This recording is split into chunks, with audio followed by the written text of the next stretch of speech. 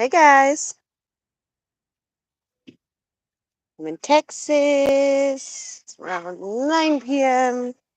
Oh, it's after 9 p.m. And I was taking care of some of my birds. I'm a little late for the lockup. They're already inside the coop. I just had to come back out and do their waters because I had something else come up earlier. And I found something in the coop. I saved his life. You would have been a snack to the chickens, you know that?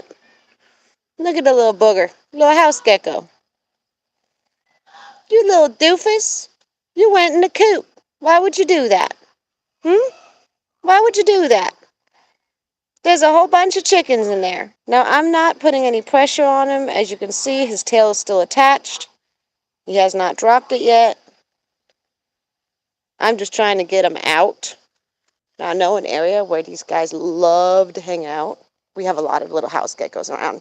And I love lizards. If there's something that you don't know about me, that would be maybe something. Absolutely adore reptiles. I find reptiles and amphibians and, all those kind of little animals very, very interesting, very fascinating. There he went.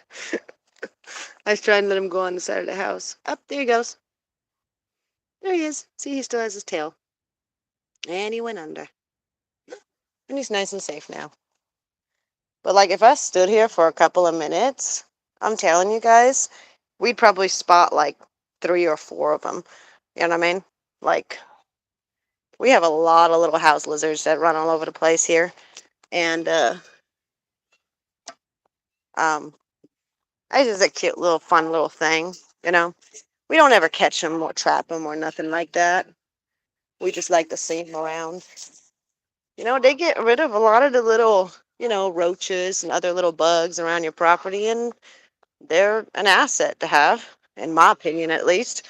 Plus, it bothers me a whole lot less when I've got a little house gecko or lizard that gets in my house versus when I've got black widow or I've got a roach or something like that get in my house.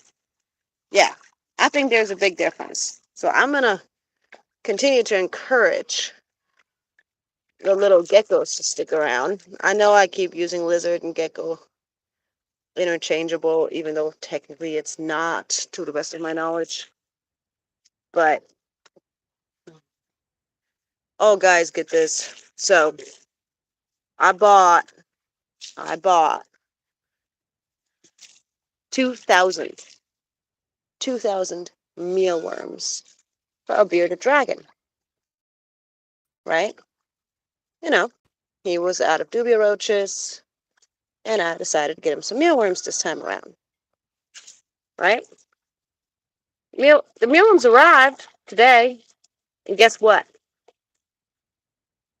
I have received 2,000 dead mealworms. So, obviously, my bearded dragon, even if I was comfortable with him eating them right away, ain't going to be able to eat up 2,000 mealworms within a day or two in a healthy manner. So, that was a big old waste of money. The mealworms are going to get fed off to the chickens. And to top it off, I didn't even do that right away, right? Because I thought to myself, you know, go ahead and put in a claim, let them know, hey, they arrived dead, right? I can go ahead and submit the video or picture or whatever, since it literally just arrived a little while ago. Try to submit. Come on now, Bubbles. Got Bubbles in my line. Anyways, tried to submit the claim on Amazon, and my goofy self. Here's the thing: I got no one to blame but myself, and I'm not trying to say that like anybody else is at fault. Though part of me does find it a little bit ridiculous on their part, but it's my fault for not informing myself. they have no ability, like the seller gave no option for me to email them, for me to contact them, put in any kind of complaint and request any kind of full or even partial refund, or for me to return the product due to, damage or anything like that. Like, as in not even like a legitimate issue, like for an example, for some reason the entire colony is dead, right? And there goes 20 some dollars out the window, which, mind you, is a steal for 2,000 mealworms technically, but still kind of annoyed with that. Okay. Hello.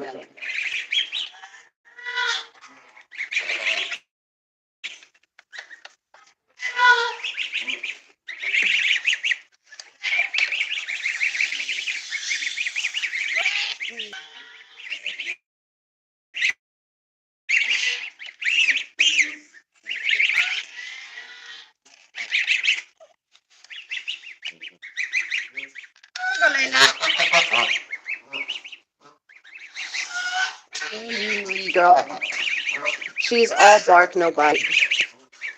Her beacon to it to show the babies. She is such a good mama. Hmm? She's all bark, no bite. Very good girl. Got the sweetest little babies. Look at them little boogers. Look at that little kitty pies. See, guys, look at this one. Look at that cheek patch right there. Watch. Look at, I don't know if y'all can see it in the video, but she's got, he or she, but I always say she's got like this darker area right underneath her eye where there's this whole area that glosses out as being a more brighter yellow. And then the other little one, this one has it as well. I think it's this one or the other one. But my point is that the two smallest ones in this little group, let's see which ones it was. No, wait, it's this one and that one. Yep, that one right there. That's the one where you can see it very strongly. Do you see how it's got like darker right there under the eye? It's much brighter than the other ones, comparison wise. Anyway, also one of the smaller ones got significantly darker feet than everyone else. And hi, pretty bird. I know you're watching. I know you're watching. Ow, that was my ankle. Hi, Charlie. Hi, Charlie. Hi. Hi, Charlie. How you doing, Mama? How you doing, Charlie? Hi, Charlie. Hi, Charlie. Charlie. Hey, Charlie. Hi, Mamas. Yeah. Hi, Charlie. I know it's so hot outside, isn't it, Mama? Hi, Boogie. Miss you. Miss you, pretty face.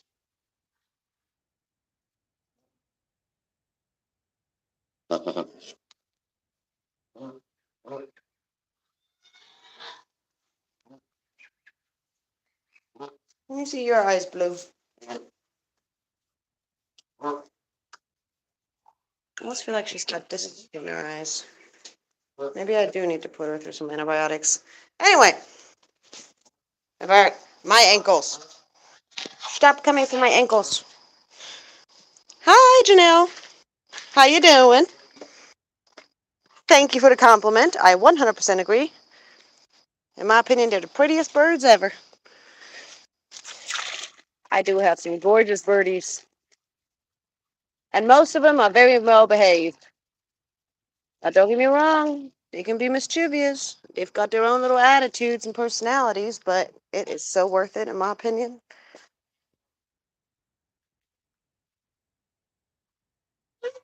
Thank you. Ow, you are so sweet. Look at you. You're getting praises over here, and your response to that was to bite my knee. Gee, thanks, pretty bird. You're so nice. See, and they love me too. Nah, Pretty Bird's just being a daddy. Kitty Bird, that's Nugget. Come on, dude. You know her. Right, let me bring this to your babies. It's for your babies. Yes, check it for poison. Good job. Good job. Yes. Yes. That's for your babies. That's for your babies. Pretty Bird. Nugget, please don't be behind me. Pretty Bird.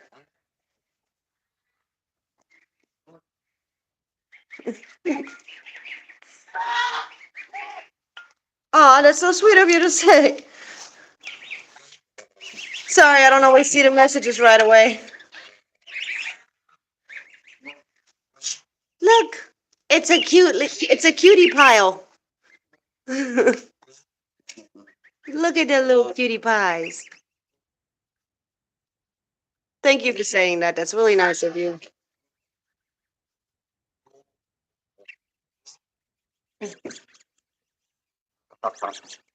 There you go, babies. You got a water for the little itty bitty ones. It's easier to reach, so they don't run out of water overnight because they do like to be messy with their waters. Aren't they just the cutest little things? And this is why this gentleman is so protective. He's just doing his job. Aren't you, Bubba's? Yes, you're just doing your job. Yes, you are. Mommy's proud of you. Yes, you're a good papa. You're a good papa. Yes, you are. You're doing so good. You've been protecting him all day. Now it's time for you to rest, okay? Okay? Yes. Mama's gonna lock up the coop, and then you'll be able to have your break. You can get some sleep tonight. Look, see? The baby's already there. They're nice and safe. Uh, well, depending on what kind of bird it is, actually, since these are waterfowl, geese, those babies, they can start immediately after hatching. Like within a couple of hours, they can start eating and drinking. Um, Now, when it comes to nesting birds, so by nesting birds, I mean birds that are raised within a nest and that don't get up and walk around and follow mom. Um, so, like for an example, songbirds that mom has to go around and find food and stuff for them and then feed them. Those birds, um, not until they start independently drinking water and stuff like that. So, if you have a dove or any kind of songbird or any kind of other bird that lives in the trees and such, and can't walk from the moment they hatch, you never want to feed them any water. Um, with um, with the doves,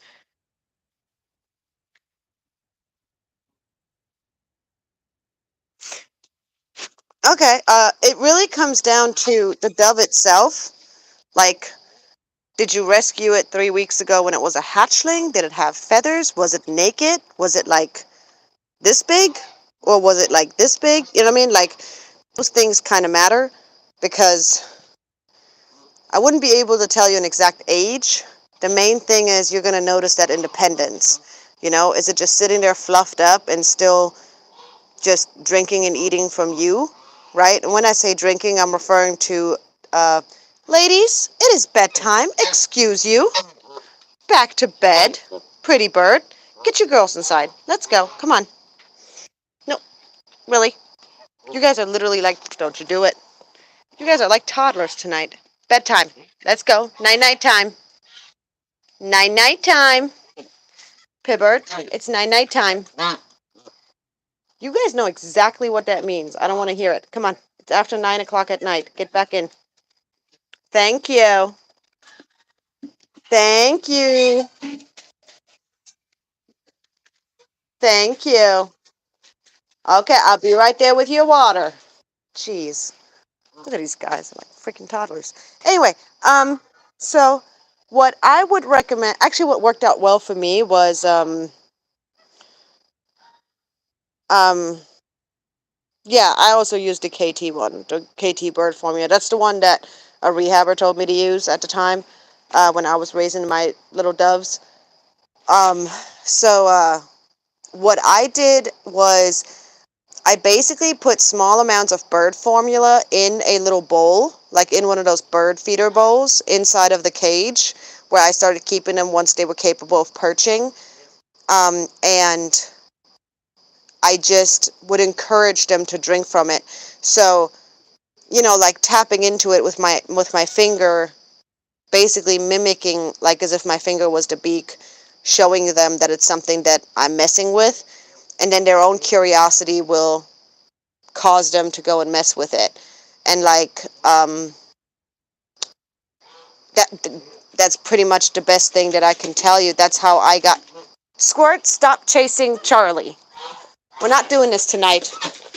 Not overnight. Stop it, Squirt. Anyways, that's pretty much the best advice that I can give you based on my personal experience. I was able to get my doves to start accepting water because they had no interest in it. It tastes different. It has a completely different consistency. So that's what I did is I started out with just put the formula in a little bird dish and not a lot of it, like maybe, I don't know, a quarter of an inch to half an inch worth of it, depending, of course, the size of your bird dish, like no deeper than like a quarter of an inch or so. You're just trying to get them to start messing with it, and you don't want to waste too much of the formula. It is expensive. So, just like that, and then just kind of encourage them to nibble on it and mess with it. When it came to getting them to start eating seeds and foods, personally, I decided that I would start with things like soaked cat food and soaked dog food. So, like, you take the kibble and you put it in water or even in their formula, and you leave it in there for a while until it kind of puffs up and is soaked up. And then I would put it on a tray and I would put some seeds on it and then just start tapping at it. And they would just get curious about it and I would try it out. Darn it.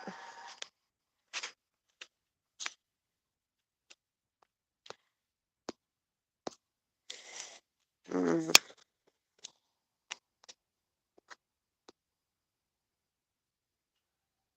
I'm sorry. For some reason, my internet's messing up. I know I paid it.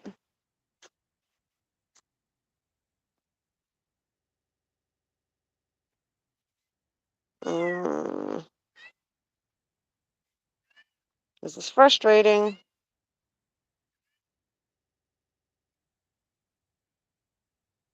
Come on.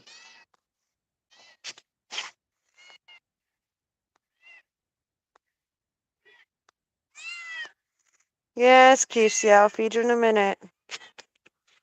Why is my phone not working? All that technology and it just fails us.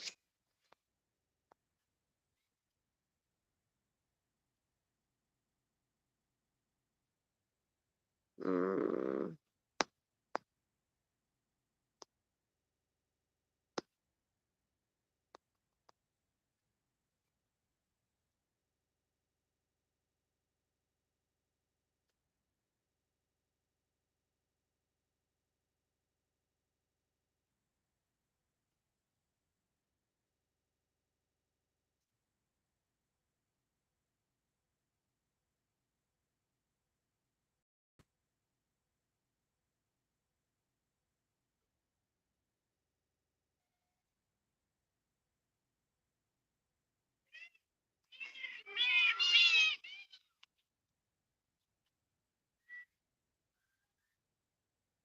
Okay, it's strange. My internet's not working properly. I'm going to restart the live.